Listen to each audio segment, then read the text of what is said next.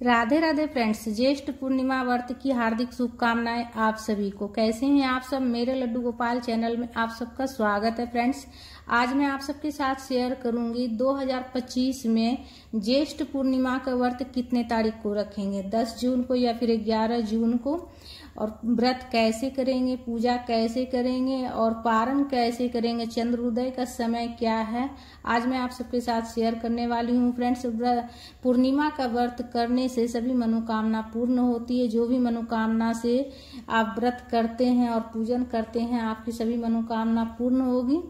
तो सबसे पहले जो है ना, ज्येष्ठ पूर्णिमा के दिन सुबह मॉर्निंग में अगर पास में कहीं गंगा नदी हो तो वहां जाकर स्नान कर लीजिएगा, इसलिए कि पूर्णिमा के दिन गंगा स्नान का बहुत ज्यादा महत्व होता है। और अगर घर पर स्नान करते हैं तो आप जो है ना, गंगा जल थोड़ा सा स्नान वाले जल में मिला लीजिएगा और उसके बाद आप स्नान कीजिएगा, तो आपको जो है ना गंगा स्नान का फल प्राप्त होगा। उसके बाद स्वच्छ वस्त्र पहनकर जहाँ पर पूजा की चौकी लगाइएगा वहां आप जो है ना अच्छे से साफ सफाई करके पूजा की चौकी लगाइएगा। पूर्णिमा व्रत की पूजा जो है ना गोधूनी बेला में किया जाता है, शाम के समय, जिस समय गायें चर कर वापस लौटती है ना, उसी समय को गोधूनी बेला बोला जाता है। तो उस टाइम जो है ना पूजा की जाती है। और अगर आप व्रत कीजिएगा तो व्रत का संकल्प आप सुबह में मॉर्निंग में जब स्नान करके घर के मंदिर में पूजा कीजिएगा तभी आप व्रत का संकल्प ले लीजिएगा। और शाम में जो है ना पूर्णिमा की पूजा की जाती है, पूजा की चौकी लगाकर लक्ष्मी नारायण जी की पूजा की जाती है। तो पूजा की चौकी लगाकर पीले रंग के कपड़े का आसन दे दीजिएगा, उस पर लक्ष्मी नारायण जी की तस्वीर या फोटो हो या मूर्ति हो विराजित कर लीजिएगा। उसके बाद गणेश जी को भी विराजित कर लीजिएगा पुष्प का आसन देकर। और चावल से अष्टदल कमल बनाई हूं मैं कलश स्थापन के लिए। और एक कलश ले लेंगे, कलश आप किसी धातु का भी ले सकते हैं या फिर मिट्टी का भी ले सकते हैं। उसके बाद कलश में जो है ना कलावा बांध लीजिएगा, कलावा बांध लीजिएगा। कलावा आप जो है 5 बार लपेट सकते हैं उसमें, या फिर 7 बार भी लपेट सकते हैं, 11 बार भी लपेट सकते हैं कलावा। उसके बाद रोली से, चंदन से हम स्वास्तिक बना लेंगे कलश के ऊपर। पूर्णिमा का व्रत करने से जो भी मनोकामना रहती है वो सब पूर्ण हो जाती है फ्रेंड्स। और पूर्णिमा के व्रत में चंद्रमा की पूजन जो है ना, विष्णु भगवान जी के पूजन के साथ साथ चंद्रमा की पूजन की जाती है। चंद्रमा की पूजन के बाद ही हमारा व्रत और पूजा पूर्ण होता है। तो सबसे पहले देखिए, हमने कलश स्थापन के लिए कलश जो हमने लिए उसमें कलावा बांधकर स्वास्तिक बनाकर अष्टदल कमल जो बनाए हैं चावल से उसके ऊपर विराजित कर लेंगे। 1 लोटा स्वच्छ जल लिए और उसमें गंगा जल मिला लिए हैं और जल को हम कलश में भर देंगे, अच्छे से कंठ तक जल से भर देंगे। तो पूरा हमारा स्वच्छ जल में गंगा जल मिलाने से हमारा पूरा जल गंगा जल हो गया फ्रेंड्स। उसके बाद 5 चीजें हमने लिए हैं कलश में डालने के लिए। 1 सिक्का और गांठ वाली हल्दी, सुपारी और थोड़ा सा पुष्प और अक्षत हम डाल देंगे। अगर गांठ वाली हल्दी नहीं तो आप जो है ना हल्दी पाउडर भी डाल सकते हैं, थोड़ा सा अक्षत डाल दीजिएगा। उसके बाद देखिए, आम के पत्ते ले लीजिएगा। आम के पत्ते आप 5 ले सकते हैं, 7 ले सकते हैं। सब में हम रोली से तिलक कर लेंगे सभी पत्ते पर। आम के पत्ते अगर ना मिले तो आप जो है ना अशोक के पत्ते भी ले सकते हैं।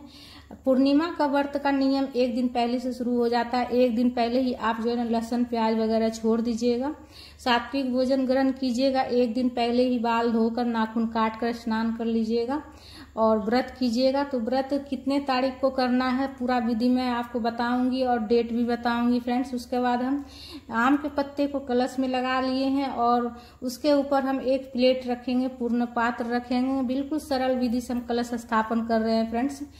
कलश के ऊपर हम पूर्ण पात्र रखकर उसके ऊपर हम चावल से भर देंगे। चावल से भर सकते हैं आप, गेहूं से भी भर सकते हैं पूर्ण पात्र। और उसके ऊपर देखिए 1 हम फल रख रहे हैं, श्रीफल भी रख सकते हैं या फिर आप जो है सीजन का जो नया फल है वो भी रख सकते हैं, या फिर आप दीपक प्रज्वलित करके आप दीप कलश की भी स्थापना कर सकते हैं। तो बिल्कुल सरल विधि से आप इस प्रकार से कलश स्थापन कर सकते हैं, बिना दीपक का और बिना श्रीफल का। आप जो है ना कोई भी फल रखकर आप कलश स्थापन कर सकते हैं। उसके बाद 1 और हमने छोटा सा कलश लिए हैं, पूजा का लोटा लिए हैं और उसमें हमने स्वच्छ जल में गंगा जल मिलाया हुआ जल से भर दिए हैं। रोली, अक्षत, तिल सब डाल दिए हैं और पुष्प डाल देंगे। सफेद पुष्प हो तो सफेद पुष्प ले लीजिएगा या फिर कोई भी कलर का आप ले सकते हैं। चंद्रमा की पूजन के लिए जब चंद्रमा की पूजा कीजिएगा तो उस टाइम आप थोड़ा सा दूध भी मिला लीजिएगा, इसलिए कि गर्मी बहुत ज्यादा पड़ रही है। पहले से दूध मिलाकर रखिएगा तो आपका जल खराब हो जाएगा। तो इसीलिए से चंद्र पूजन के समय आप थोड़ा सा दूध मिलाकर चंद्रदेव को अर्घ्य दीजिएगा।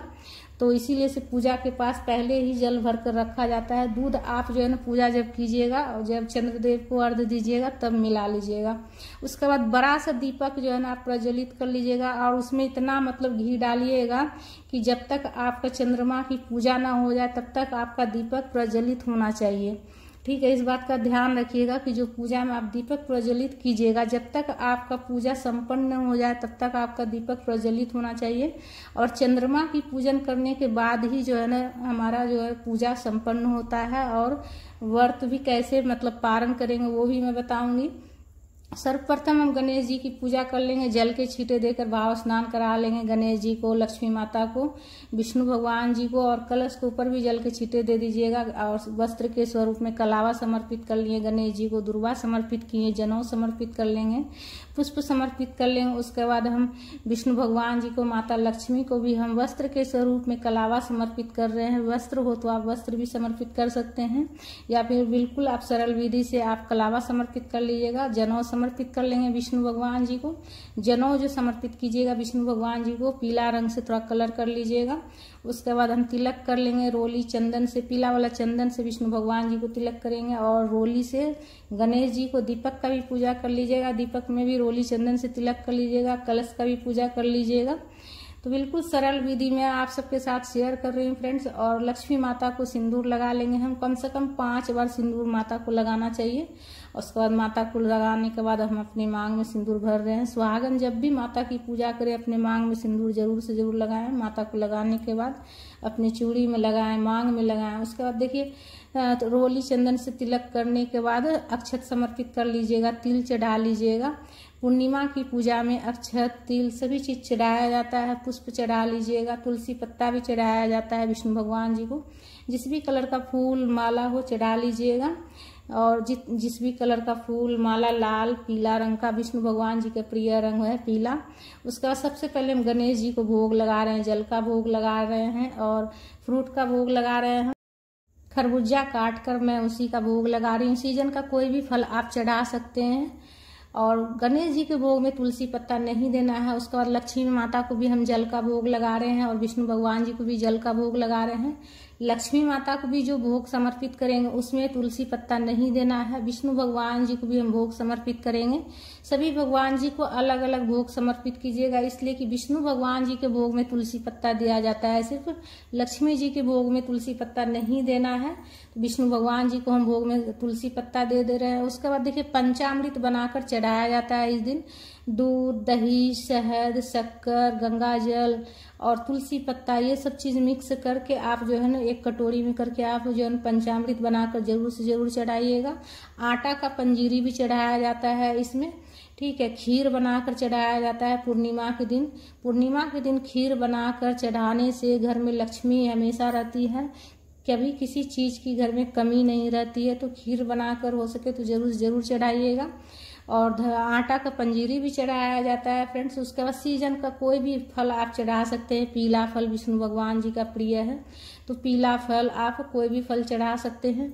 विष्णु भगवान जी के भोग में तुलसी पत्ता अवश्य दे दीजिएगा। लक्ष्मी जी के भोग में, गणेश जी के भोग में तुलसी पत्ता नहीं देना है। पूजा में कुछ दक्षिणा रख लीजिएगा, इसलिए कि हमारी पूजा में अगर कुछ कमी रहती है तो दक्षिणा रखने से उसकी पूर्ति हो जाती है। बाद में आप किसी पंडित ब्राह्मण को दान कर दीजिएगा, इसलिए कि पूर्णिमा के दिन दान पुण्य का भी बहुत ज्यादा महत्व होता है।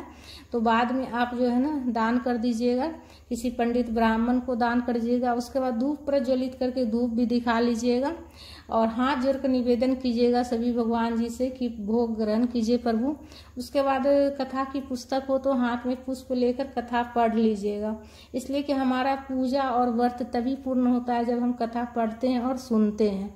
तो कथा अगर पुस्तक हो तो पढ़ लीजिएगा, नहीं हो तो आप फोन में भी सुन सकते हैं। मेरे चैनल पर भी आपको कथा का वीडियो मिल जाएगा, ठीक है। उसके बाद हम कथा पढ़ने के बाद हाथ में जो पुष्प है वो प्रभु के चरणों में समर्पित कर लेंगे।